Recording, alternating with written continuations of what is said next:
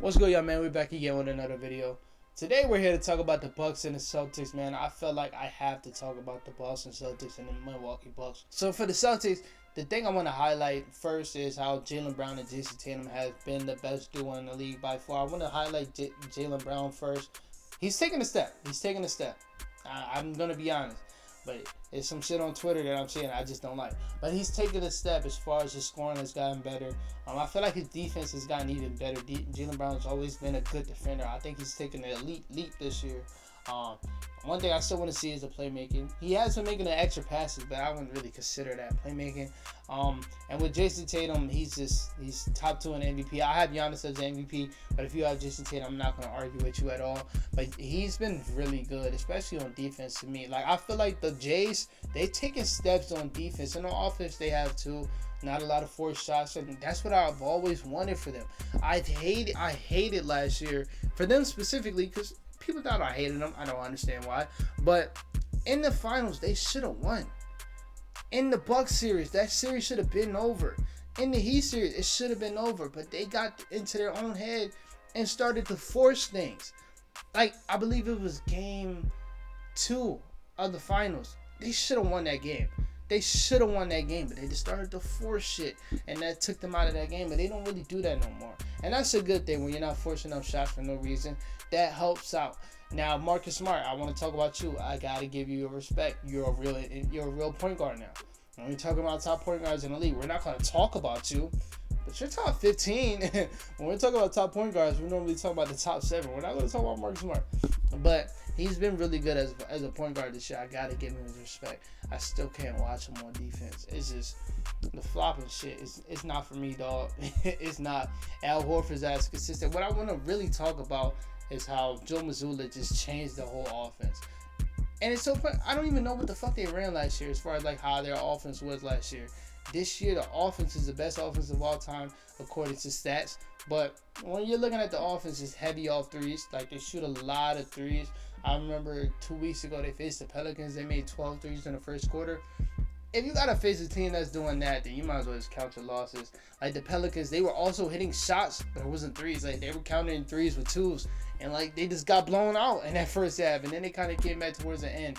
But the Celtics, they just have this new way of scoring it. I guess it's just heavy threes. Like, when we're looking at the threes, they're not only just shooting them, they're making them. Jaylen Brown, Jason Tatum, and Marcus Smart, they're shooting. I believe Marcus Smart and Jaylen Brown, they're shooting below league average. They're shooting 34 and 34%. But Jason Tatum shooting 36, but he's shooting 9 threes a game.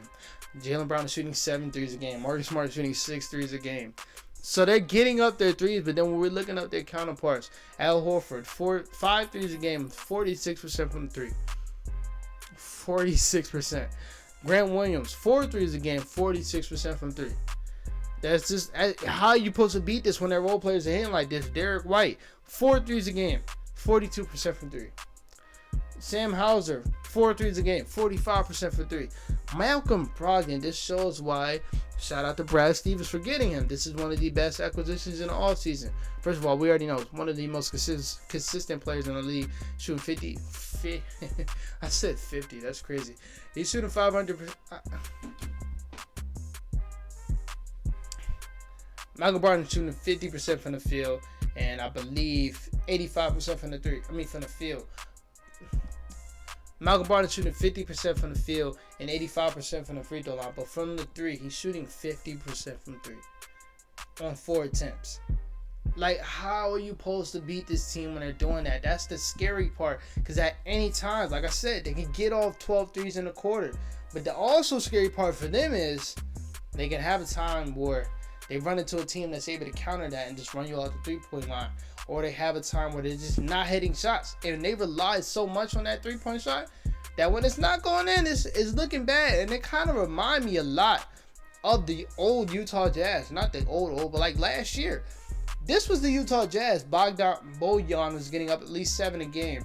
Donovan Mitchell, he's still getting up his 6 a game. Mike Conley was damn near 3-point champion last year against Steph Curry. Like, Jordan Clarkson, you know he's going to chuck his shit. Royce O'Neal was getting 5 threes a game. Like, they kind of similar, bro. They're kind of similar, but you have a difference. You do have 2 stars. They only had 1. You do have 2, and they're the top of the top. So I understand, but that's a scary thing to face and a scary scheme to keep going with, because at any time you can just miss these shots. When you miss these shots and you're so heavy to rely on them shots, it's gonna be a bad game. And then we seen that against the Cavs. They kind of beat us. They kind of bullied us. I ain't gonna lie, because Dean Wade he can't fuck with Tatum. And I think we faced them before that. They kind of established themselves. Like, they did the same thing they did last year. They did this year. They started off slow. They started off 4-3. Now they're 21-5. But we kind of faced them before they kind of established themselves into being this 3-point heavy shot team. But I think we have a good chance to get them. But that's besides the point. But then the Bucks. The reason why I want to put the Bucks in this video is because I'm seeing a lot of people, I wouldn't say fall into the hype of the Celtics, but like, give this, I don't even want to be disrespectful, but don't take it as disrespect when I say this, but give the Celtics too much credit. And what I mean by that, I'm seeing people saying, just giving them the Celtics the championship now. They're going straight to the Celtics. I even put up a poll the other day and said who's going to the finals out of the East. 72% was the Celtics, and only the rest of the percent, I'm not doing the math in my head, was the Bucks. And the reason why I want to put the Bucks in this video is because I feel like they're getting disrespected. Like, they're not dominating too. Yeah, they got 3 more losses, but hey, 2 of those losses, Giannis and Drew didn't play, and you already know Chris Middleton just got back. I think he only played his 3 games. But other than that, they've been dominant.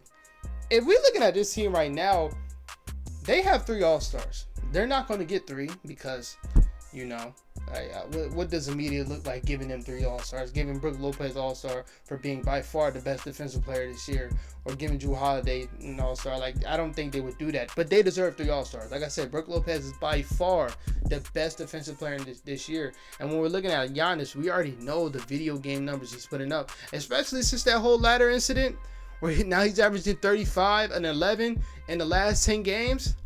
He's been dominating, and the one piece I want to talk about is Jrue Holiday. And y'all know me, I even had a video last year saying Jrue Holiday should have made it last year, because when Giannis and Chris Middleton was out, Jrue Holiday was getting them wins. But this year, Jrue Holiday's averaging 19 points, 5 rebounds, and 7 assists. Same shit he was doing last year, but he has been super locked in on that defensive side. And that part is scary, because you put Jrue Holiday in the backcourt, and then you're pairing him with Javon Carter. They share a lot of minutes together. That is a scary ass backcourt to go against, because they are both elite defenders in their own right. But Jrue Holiday has also been really good as far as playmaking this year. My one thing with the Bucks offense, though, where I feel I can take it to the next level, is they rarely run pick and rolls with Jrue Holiday and Giannis, and I don't understand that. They kind of get the ball to Giannis and let him decide. And yes, Giannis is the best player in the league by far, but their offense would be so much better, because they're a bottom 10 offense right now. The defense is just by far the best over anybody's, even ours. And I feel like if they let Jrue like really run the point, because I don't see him, is a lot of times he's more off ball than on ball, and he's still giving you 7.5 assists. But I feel like it can open up their offense if they let Jrue orchestrate, because when he was playing with Brook Lopez by himself or Bobby Portis by himself, that's when he gets most of his assists, because they don't run pick and rolls for him and Giannis, and I don't understand that. But Jrue Holiday has been really elite. He's been a top 10 guard this year. He was already a top 10 guard, but I'll even lower it down. He's been a top 7 guard this year. Jrue Holiday has been really, really good. And we look at Giannis, like I said, he's been dominating. Bobby Portis, I looked it up yesterday. I didn't even know he's averaging 14 to 10. Like, why don't we talk about him in the 6 Man of the Year race? I feel like people are so quick to give it to Russ, because now the Lakers are looking good. Benedict Matthews averaging 19 off the bench. That's a rookie. I understand those. This guy's doing it for a second overall team in the league. We got to put him up there. I didn't know he was having this good of a year. I already told y'all I'm a big fan of Javon Carter, how he's kind of earning his minutes towards, like, now Coach Bud cannot do some stupid shit. Like, I know y'all remember last year when Javon Carter, I believe he started, or he played a lot of minutes in that game 1, and he was on Jaylen Brown, and Jaylen Brown had maybe his worst game in the playoffs, and then for the rest of the series he didn't play Javon Carter, and he had times where he was putting Grant Hill on Jason Tatum and Jaylen Brown, and they killed him. He cannot do that this year. He can't, because Javon Carter's earned his minutes, and not only on the defensive side, now he's shooting 40% from 3, so you have to play him. He's won them games when they didn't have Giannis and Jrue Holiday. So you have to play him, and he's earning his minutes. And then I think they just have the luxury of also being a super deep team. And they even have the luxury of being deep at the right position. And the right position, I mean, is wings. They have the luxury of having Pat Connaughton, who at any night can hit you 5 threes. Same thing with Grayson Allen. Like I believe 2 weeks ago he had 7 threes in the first half.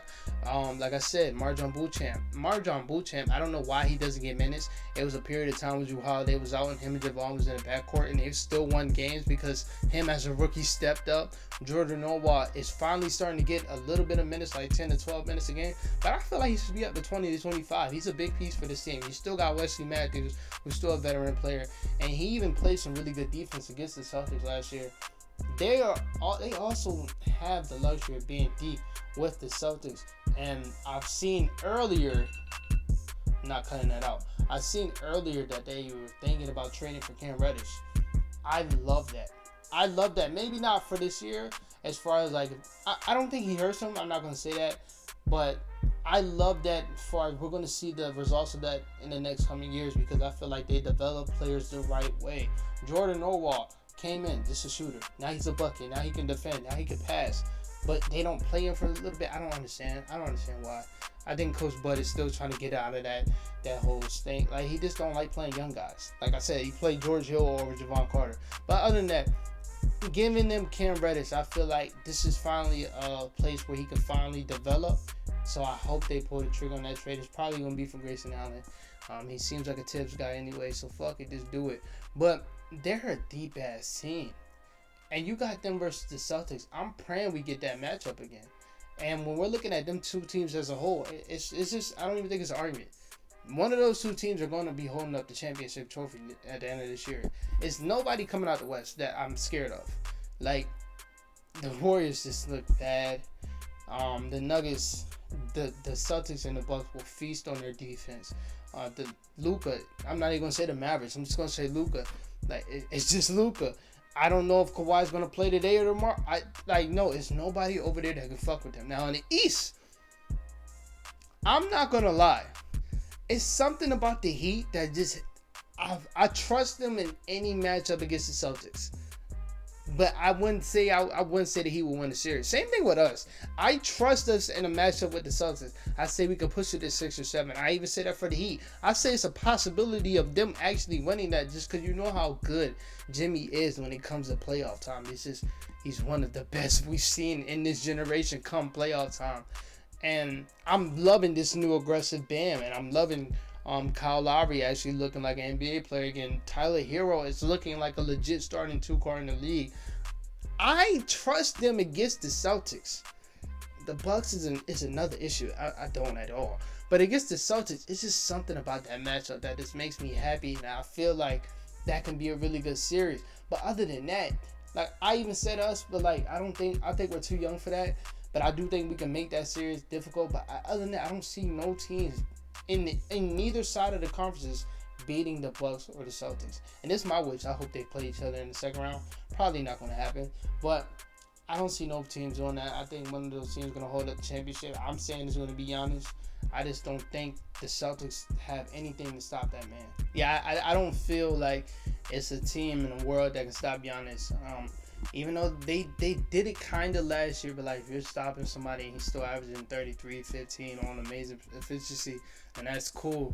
But this year is going to be completely different. If they're healthy, I'm always talking about if they're healthy, because if they're healthy, now we're seeing Chris Middleton there, and I just feel like he just adds another aspect. Like they wouldn't even made it out of 6 games as Chris Middleton was in that 6th game, because they didn't have a closer, and that's no disrespect to Giannis, but at that point, he had 40.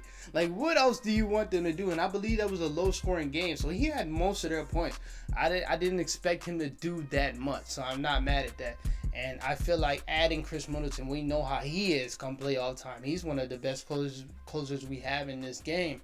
They're going to be scared. And then this year, they're going to have Jrue Holiday. He's still going to do his thing. But Brook Lopez wasn't this last year. Brook Lopez is coming back from his back injury, and I believe he came back in April. The playoffs, they played them in, I believe, mid-May. So like he really couldn't get back into the full scheme of things. But now we're seeing him right now, leader in Defensive Player of the Year. That's gonna help. That is definitely going to help them. And their defense that they changed. they run people out the 3-point line. They're not going to allow Grant Williams to shoot 15 open threes like he did in Game 7 last year. He hit 7 of them. They're not going to allow that. They actually run people out the 3-point line. So we're looking at them to that offensive scheme that the Celtics have. Now, I'm wondering, they're still going to get their 3-point shots, of course. I'm not saying they're not. But if you take that away, now how the Celtics going to beat them when you have the perimeter defense and Drew Holiday, Javon Carter, Marjon Beauchamp, I feel like I'm forgetting a name, Wesley Matthews. Like, how are they going to take that away? I mean, when they take that away, how are they going to score now? Because now we're funneling you into Brook Lopez and to Giannis. Like, it's just going to be hard for them. I wouldn't say it's not going to be a series, but like, pump the brakes on this whole Celtics best team in the league. Record looks good. It looks amazing. They haven't faced this test because we were looking at the NBA. It's only one test in the NBA, and it's the Bucks. For the Celtics, what I mean, it's only one test because, of course, any team can beat you on any night. But like when we're looking at like a real test, the West, everybody in the West sucks. They suck compared to the Celtics. On the East, let me take that back. They faced the Cavs. I feel like we're a test. So they passed the test. Actually, no, they didn't. We won. But still, you know what I mean.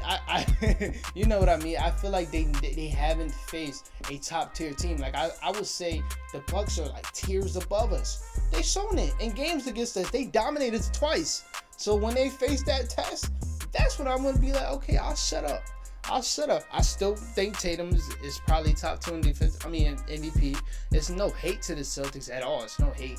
I'm just saying, pump the brakes because 34 is a real thing. Giannis is a real thing. We haven't, they haven't, and we haven't seen them two face each other this year. Can't wait to Christmas because they face on Christmas, and we can see. But other than that, man, that's it for this video. I'll talk to y'all later. Peace out.